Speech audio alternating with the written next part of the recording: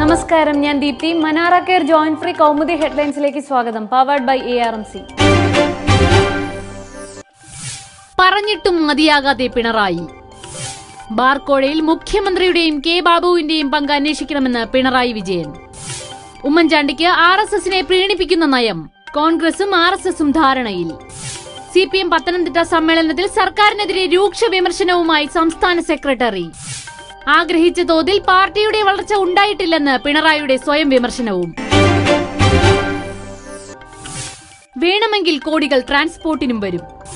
KSRTCക്ക് പ്രതിദിന വരുമാനത്തിൽ വൻ വർധന. ഇന്നലത്തെ കളക്ഷൻ 6.46 കോടി. ജനറത്തിന് 30 ലക്ഷം. കഴിഞ്ഞ തിങ്കളാഴ്ച ലഭിച്ചതിനേക്കാൾ 1 കോടി. വരുമാന വർധന ജീവനക്കാരുടെ സേവ് KSRTC ക്യാമ്പയിനിലൂടെ. ഇന്നലെ നടത്തിയത് 150 അധിക ഷെഡ്യൂളുകൾ. ജീവനക്കാരുടെ ഇടപെടൽ ഫലം കാണുന്നു. മണിമുഴക്കത്തിന് സുപ്രീം സപ്പോർട്ട്. CPM ഇടുക്കി ജില്ലാ സെക്രട്ടറി MM മണിയുടെ വിവാദ പ്രസംഗത്തിൽ അന്വേഷണം വേണ്ടെന്ന് സുപ്രീം കോടതി. തുടരന്വേഷണം ആവശ്യപ്പെട്ട് സംസ്ഥാന സർക്കാർ നൽകിയ ഹർജി തള്ളി. മണിയുടെ പ്രസംഗത്തിൽ അന്വേഷിക്കേണ്ടതായി ഒന്നുമില്ലെന്ന് കോടതി.